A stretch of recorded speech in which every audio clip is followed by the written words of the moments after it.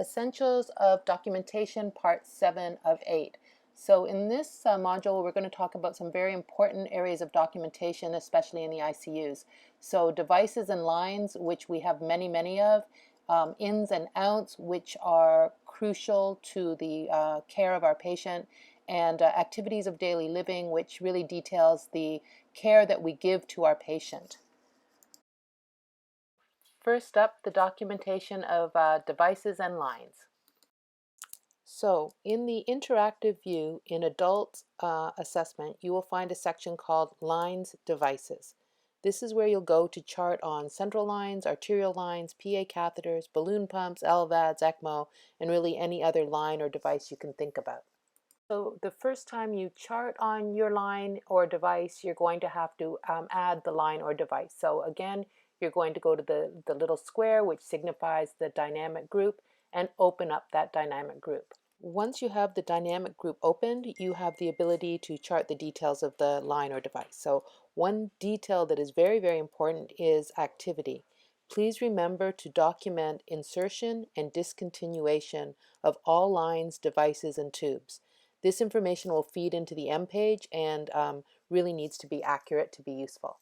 So during initial assessment, as you see here, we would document all the details about our line, including the condition of the dressing, site assessment, is the line in use, what equipment is it attached to, is the A line connected to a pressurized flush, etc., etc. Other details about an arterial line that you would want to chart initially would be that the alarms are on, and also that the arterial line reading correlates with your cuff pressure. You would perform a CMS check during your initial assessment, and this is where you would chart that as well. After the very detailed initial assessment is charted, all you need to do is go back and fill in assessed under activity every 4 hours unless something changes.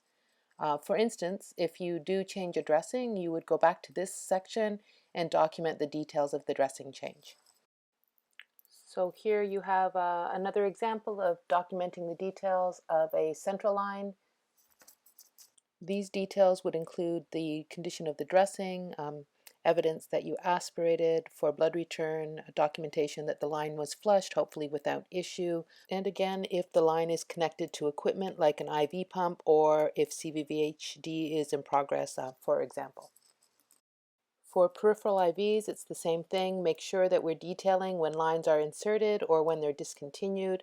And as well, if you change the tubings or the caps, this would be the area that you're going to make sure you get credit for all the care that you do. Just remember that these details are charted with your initial assessment only and when you render care or maintenance to the lines. Other than that, just document assessed Q4. Don't waste your time. We don't have time to waste. So ins and outs are very, very important. Documentation must be accurate and it must be timely. Minimally, every 2 hours, we need to go in and update our ins and outs. Please pay attention. You'd be very surprised how many times 1.5 liters instead of 150 mLs is documented in this section. You also want to make note of the concentration that is listed in the ins and outs. You want to make sure that the concentration that you have is the same as the concentration of the drug that is in the bag and is the same as you have programmed into your pump. The majority of our med errors are directly related to wrong concentration, wrong label on the pump, those kind of things. A little editorial note, whenever you're changing the rate of a drip, please make sure that you initiate the change from the MAR. This is the only way that it's going to be accurately reflected for the physicians who are reviewing your chart. Make sure that you understand that. It's very, very important. So ask your preceptor, ask the educator, ask one of the ANMs, but please make sure you know how to do that. Please also be very careful that you're not documenting a rate that is outside the parameters set up by the order. You want to make sure you know what the maximum and the minimum are, and also the rate at which you can titrate your drip up and down. As far as the documentation for output goes, generally speaking, it's Q2. So urine output would be Q2 unless urine output drops significantly, especially under 30 cc's an hour, in which case it would be Q1, very important. If CVVHD, also Q2 hours. If the CVVHD is off, please document that it is off, especially if the machine is clotted, document that the machine is clotted.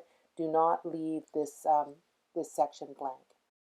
And finally, BMs. So BMs are very, very important in the ICU, but unfortunately, it's something that takes up a lot of our time, but that we forget to chart on a regular basis. So please don't forget to add that little detail. Thank you. Okay, the ADL section, Activity of Daily Living.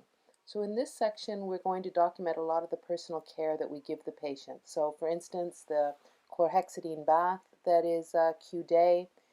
The Foley care, which would be Q shift, mouth care, Q4 if the patient's intubated, and Q6 if the patient is not intubated. Here also you would chart the functional assessment, which is basically stating how much the patient can do for themselves and how much they are relying on the nurse. And these are the kind of things that you just chart as you go through the day. So that's the end of this section, which is part 7 of 8. We're getting there. Again, thank you guys so much for your attention.